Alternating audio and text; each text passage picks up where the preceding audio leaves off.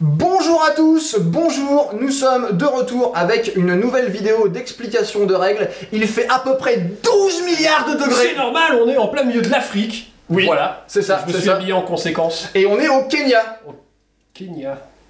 Je sais pas, j'ai pas vu le panneau en arrivant dans le pays. Ah bah du coup, attends, ce cas-là, on s'est trompé de route parce que moi j'ai pris à gauche après. Hein. T'as pris à gauche après? Ouais. Ah, est-ce qu'à droite de la girafe, t'as vu la petite hyène qui broute un peu? Ah non, j'ai pas vu de girafe. Ah merde, alors c'est là, en fait, il faut qu'on retourne jusqu'au corbeau voilà, qui mange un peu, tu vois, les, c'est les ça, graines de je cerise. pense. Et à ce moment-là, on va vers la grosse montagne, c'est celle qui ressemble à une bosse. Ouais. Et tu penses qu'on pourrait demander à quelqu'un de nous guider? Bah je suis sûr qu'il y a quelqu'un qui connaît le chemin. Par exemple. Par exemple, Alex. Du bruit pour. Ah oui, Alex. Alex Bugel. On mettra des applaudissements en post-prod parce que... C'est vrai que là ça va peu. Ouais. Bref, on va parler de Congo aujourd'hui, hein, parce que c'était pas assez clair. Qui est un jeu du studio Tomahawk. Voilà. Dont le créateur est avec nous. L'un des créateurs. L'un des créateurs. Oui, parce que l'autre est pas là et l'autre est pas là. Il va nous mettre un procès si on dit qu'il est pas là. C'est ça. Exactement, il faut le citer, Fred Machu n'est pas là, mais nous pensons à lui. Voilà. Alors que parle-nous un petit peu de Congo, du coup, de quoi, qu'est-ce qu'il s'agit? De quoi ça parle? Voilà.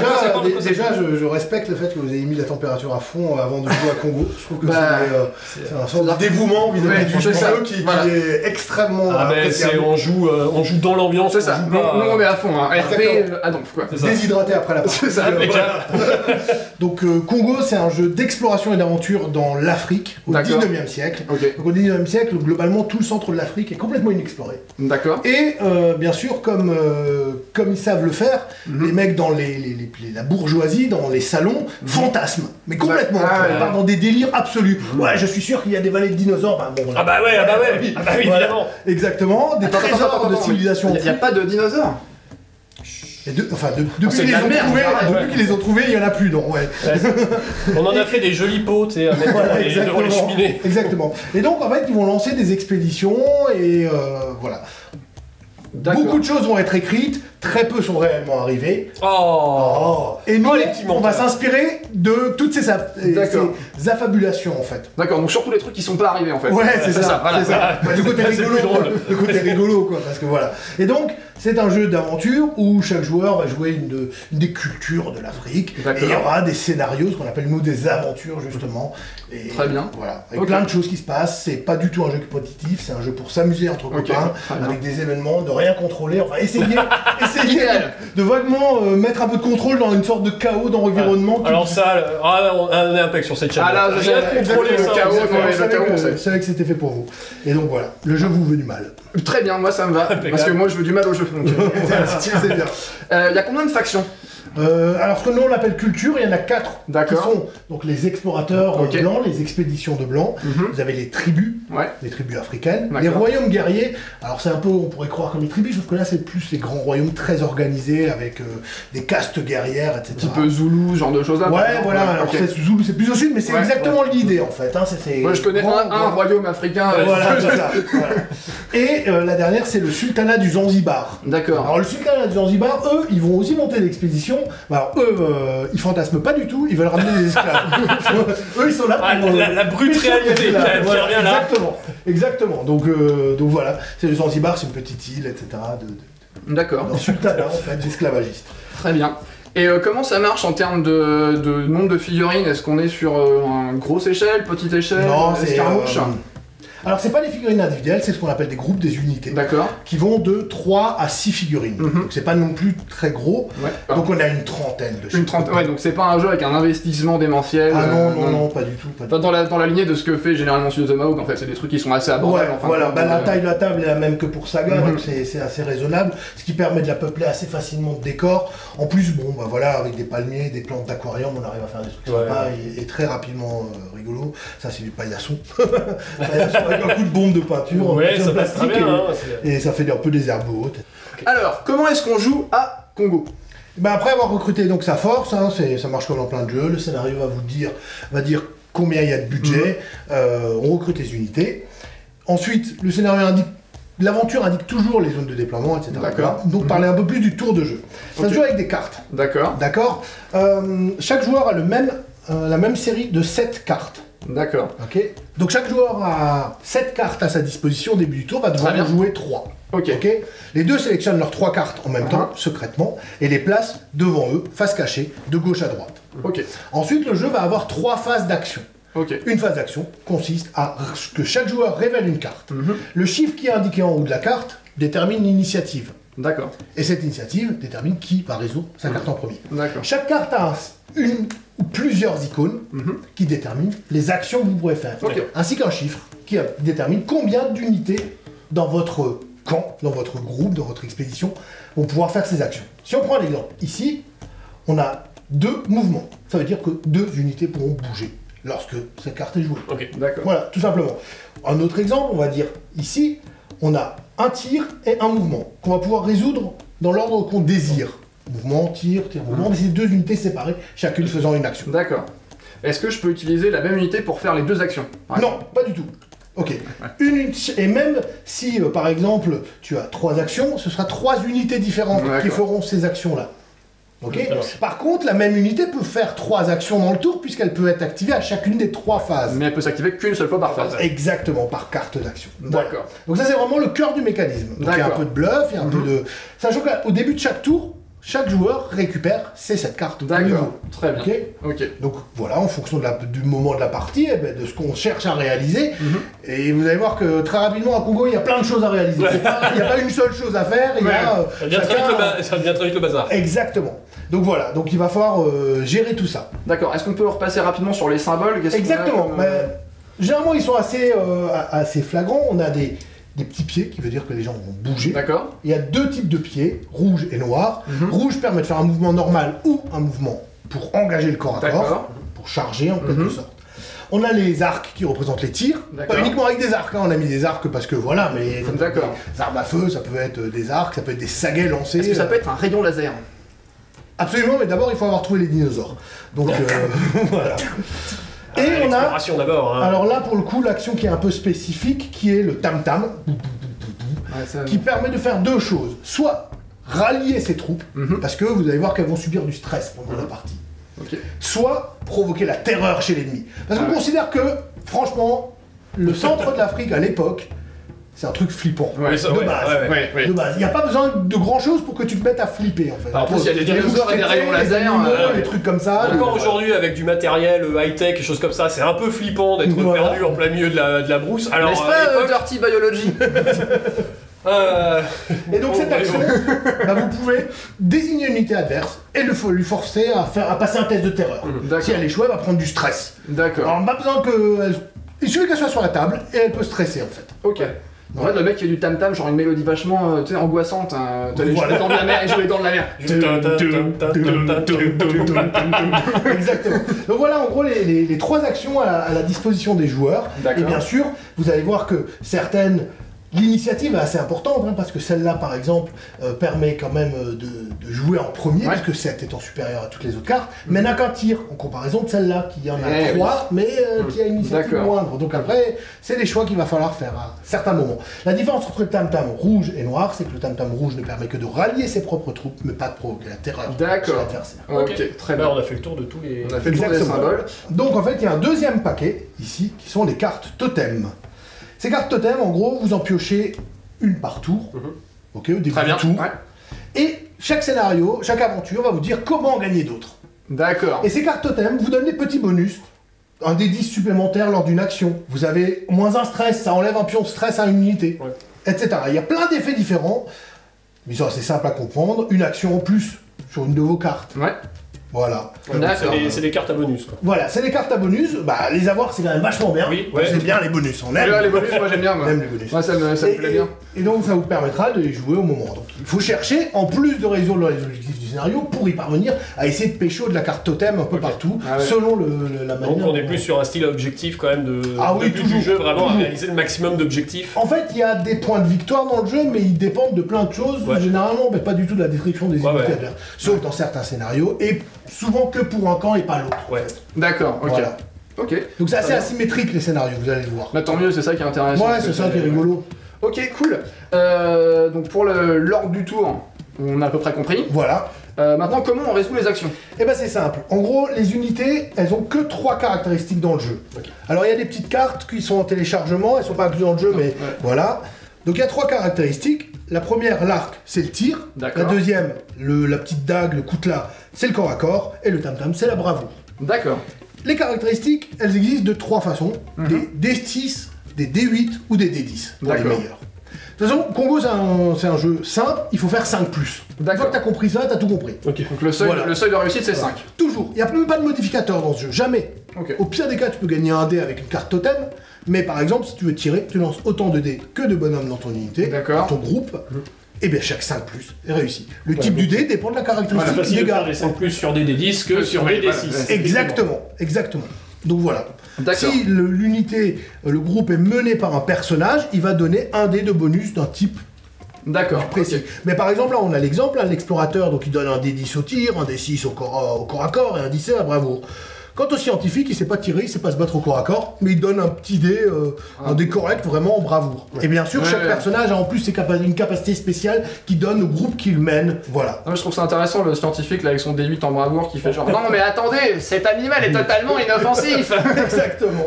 Ça finit. Il me mange la jambe, mais c'est pas grave. C'est sa parade nuptiale, enfin. Est-ce que vous pourriez décrire la manière dont il vous mord la jambe? Intéressant. Ne bougez pas, je voudrais faire un schéma. Moins vite, il le mange trop vite. Donc voilà, pour toutes les distances, il y a un set de réglettes de 3 tailles différentes, court, moyen et long. Voilà. Est-ce que c'est les mêmes qu'à Saga? Non, parce qu'on est embêtant. Mais comme elles sont livrées avec le jeu, pour le coup, oui, ça va. Ainsi que la planche de pion et les cartes. Donc voilà. D'accord, ok. Donc globalement, elles vont servir, on le voit, ces deux-là, parce qu'on est des gens, même nous qui écrivons les règles, on s'en souvient pas toujours. Donc on a mis le symbole pour dire que c'est utilisé que pour le tir. D'accord. Et ça, c'est les réglettes pour le mouvement. Voilà, tout simplement. Très bien. Bah c'est très bien, c'est bien clair en tout cas. Voilà. Est-ce qu'on ferait un petite simulation d'activation Exactement, voilà. Exactement. Alors on va placer par exemple, admettons que on a quelques guerriers ici, là, qui ont décidé d'approcher, et on a des archers ici. Hop, on va voir comment ça marche. Avec en face d'eux, quelques Askaris qui gardent le camp. Non, gardez la bouffe. On va partir du postulat que ce joueur a joué, le joueur donc de la tribu africaine, a joué la carte 2. Qu'est-ce qu'elle dit la carte 2? Elle dit qu'il a le droit de faire un tir et un déplacement. D'accord. Et on le rappelle, la même unité ne peut pas tirer et se déplacer. On pourrait par exemple imaginer que le joueur d'en face a joué cette carte-ci. Voilà. Et lui, il va se déplacer d'abord. Voilà. Il résoudra son déplacement d'abord. Tout à fait. Etc. Admettons qu'il soit mis là après son déplacement, justement. Très bien. Maintenant, c'est au tour de la tribu africaine. Et il va pouvoir éventuellement tirer et bouger. Alors, pour tirer, c'est simple. Eux, ils ont une portée de L. Donc, bon, ces archers sont à portée, pas de problème. Et les guerriers, eux, n'ont qu'une portée de M. Parce qu'ils lancent des saguets. Ils sont pas à portée.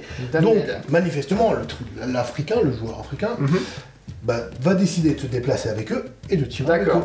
Pour la portée, est-ce qu'il faut que tout le monde soit à portée? Non, une figurine. Une figurine, c'est... Voilà. Parce que vous allez voir que dans le jeu, les figurines vont toujours rester en groupe socle à socle. D'accord, ça c'est important, il n'y a pas de cohésion, de trucs comme ça. Et en fait, on va aller même plus loin, c'est-à-dire qu'on ne déplacera qu'une seule figurine d'unité, les autres vont se rassembler pour le suivre. Une fois qu'on a mesuré le déplacement d'une figurine, on n'a même pas besoin de mesurer les autres. On va dire que il va d'abord tirer avec ses petits arcs sur les Askaris. Ok, c'est parti. Voilà. Donc il va prendre autant de dés que sa caractéristique de tir, 5 figurines, et ils ont des D6 en tir. Du coup, imaginons que c'est moi qui joue les Africains. Moi je prends 5 D6. Exactement. Et je vais essayer de faire des 5+. Voilà. Du coup, pour essayer de leur piquer leur sanglier. Là, ils ont un sanglier sauvage, là, ça m'intéresse. Moi j'aime bien ça. 5+. Ah bah voilà, ça fait quand même deux archers qui réussissent à toucher les Askaris. Maintenant, les Askaris vont devoir faire un jet de couvert. Ok.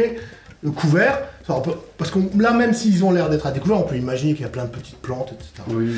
Par défaut, sauf si quelque chose d'autre est stipulé, c'est 5-6 aussi. D'accord. Ok. Et c'est des D6 à découvert. D'accord. Parfois, quand on est dans les terrains, ça peut aller à des 8 voire des 10. D'accord. Et ils vont lancer autant de dés que de touches obtenues. D'accord. Ok. Mais apparemment, ils peuvent se jeter à terre. En hurlant, bien sûr. Et pour ça, ils vont stresser. C'est stressant. Il y a un petit sac de pions. C'est des pions stress. Alors, il y a plein de petites choses.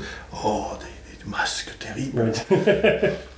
Il y a... Ah, un masque. Ah, une botte. La malle à déguisement de mamie.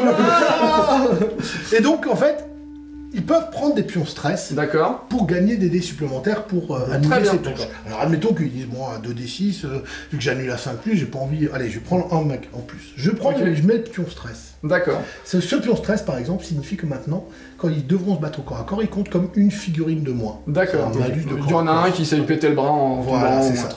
Allez, on va vraiment essayer de annuler les deux et on en met deux. On en met un deuxième. Ah là, cette fois-ci, c'est quand on provoquera la terreur, ce sera plus efficace. D'accord. Chaque pion qu'ils ont pris leur rajoute un dé 8 au pool de dés qui va servir à annuler. Très bien. Et donc maintenant, ils vont lancer 2 dés 8 et 2 dés 6, chaque 5+, annulant une des deux pertes. Voilà. D'accord. Bon, en plus, ils n'en annulent qu'une et ils ont un mort. Bam, voilà. Alors non seulement ils ont stressé à mort en se jetant à terre, en priant, et en plus il y a Robert qui est ça. Voilà, c'est pas de bol. En fait, non seulement il s'est fait mal à la jambe en tombant, mais en plus il s'est empalé sur un truc. Exactement. Non mais c'est ça aussi, on fait pas gaffe. Régis, toujours à faire le con. Et maintenant, ça va être le tour des guerriers qui vont se déplacer.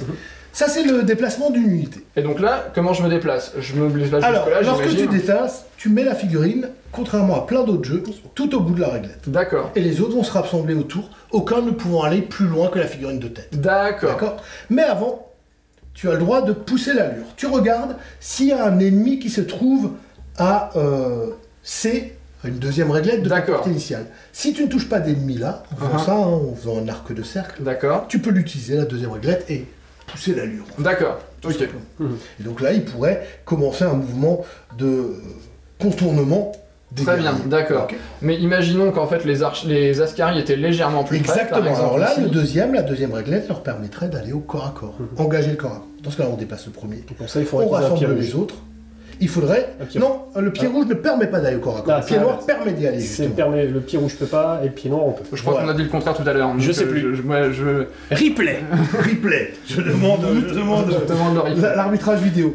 Mais par exemple, imaginons que si moi j'étais ici, et que j'ai pas du tout envie d'aller au corps à corps parce que ça m'intéresse pas, et ben là en fait, si je fais ça, je peux pas pousser l'allure parce que... Exactement. Par contre, si t'allais de l'autre côté, voilà, pour le coup...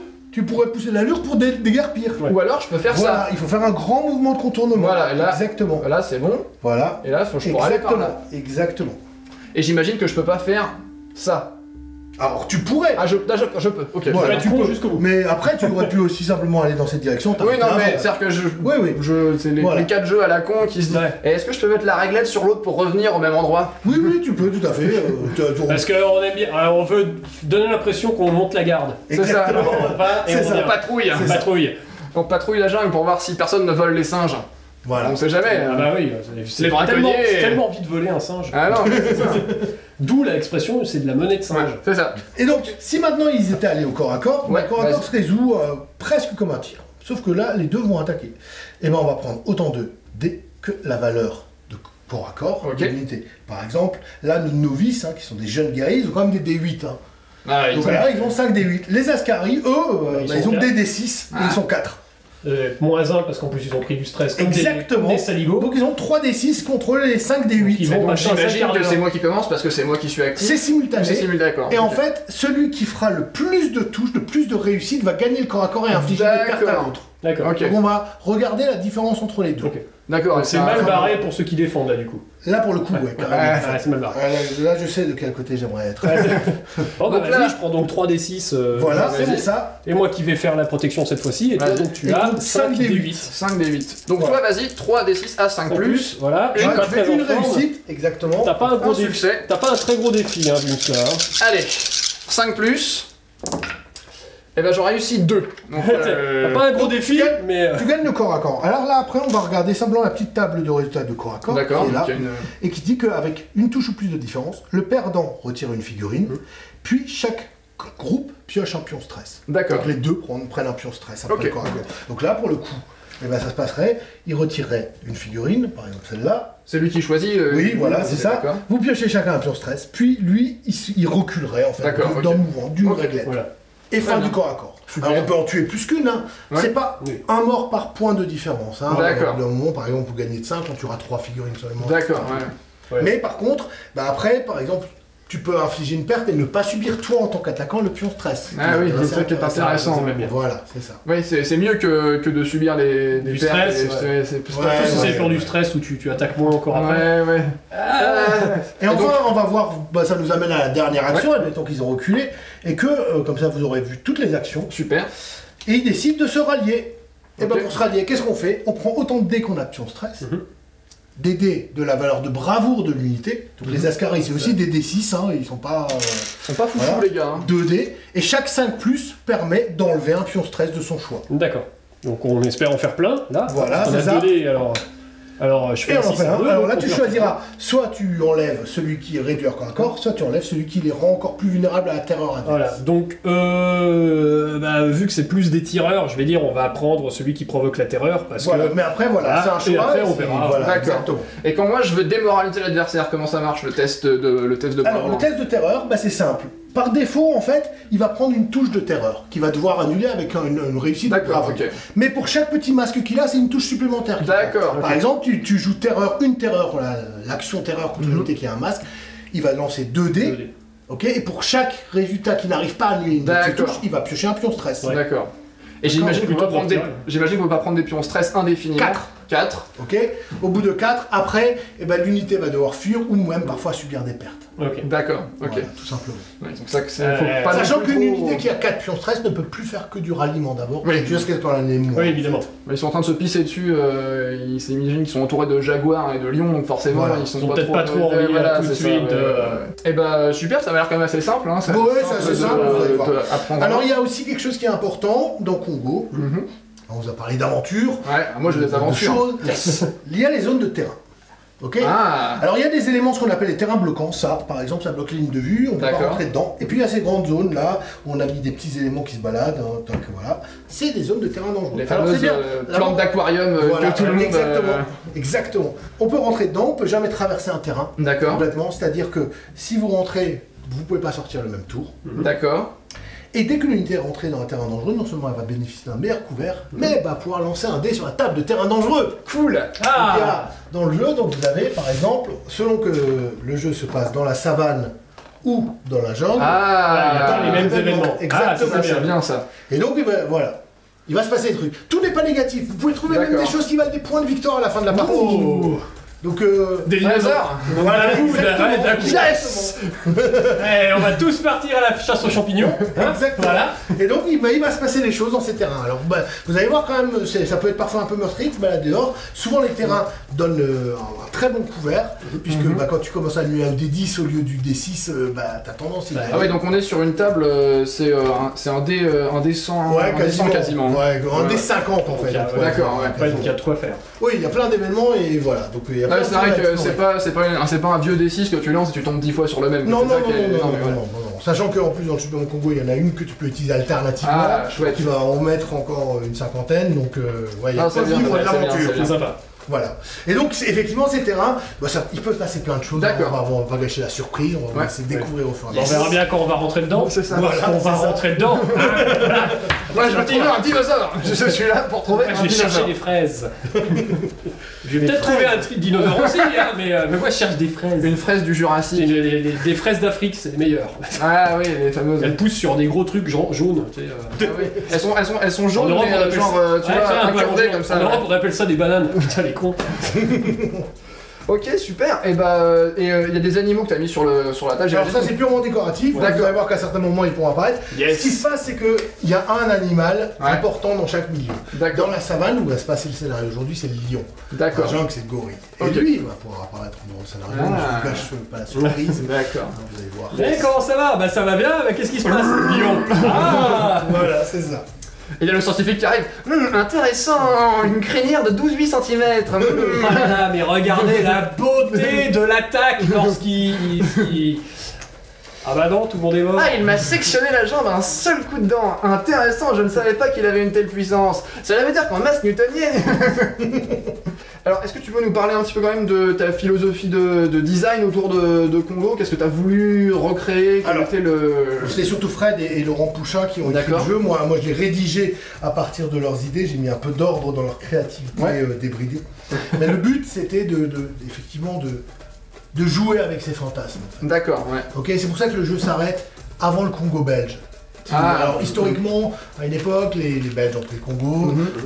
Alors, sans rentrer dans les détails, mais c'est une histoire de politique européenne. Et il s'est passé des choses vraiment atroces. Et ça, c'était une chose, on n'avait pas du tout envie de parler. On n'a pas envie de partir. Voilà, c'est pas un jeu historique. Ah non, mais pas du tout. Pas du tout. C'est allez, on va dire, c'est ces idiots d'Européens qui vont se perdre dans la jungle. Et s'il y a des vrais héros, c'est les Africains, quoi. Et vous allez le voir rapidement, en fait, dans le jeu. Après, même utiliser le terme de héros et tout ça, c'est un peu absurde dans le cadre. Bien sûr. Vraiment, on avait voulu traiter avec le même respect toutes les cultures, justement, d'où le fait qu'on parle pas de factions, c'est des cultures pour nous, c'est des groupes et pas des unités, parce qu'on n'est pas dans quelque chose de très militaire, au final. Et il y a des histoires de maléfices, enfin, il y a plein de choses en tête. D'accord. Et c'est pour ça qu'on savait d'emblée, dès qu'on a fait le jeu, que par exemple, on voulait parler de Mary Kingsley lors du premier supplément, qui est la première grande femme exploratrice européenne, donc qui a gravi une grande montagne, enfin bref. D'accord. Donc voilà, c'est pas du tout, c'est vrai que c'est des sujets qui sont devenus sensibles de nos jours, on peut pas le nier, quoi. Oui, c'est ça. C'est vrai que de prime abord, de l'extérieur, on peut avoir peur que ça tourne un petit peu au banania, effectivement, comme tu disais.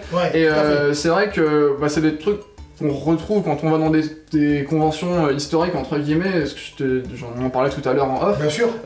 Des mecs qui aiment beaucoup les croix bizarres et les aigles, tout à fait. mais qui vont te dire non, c'est juste parce que j'aime bien l'uniforme, en fait.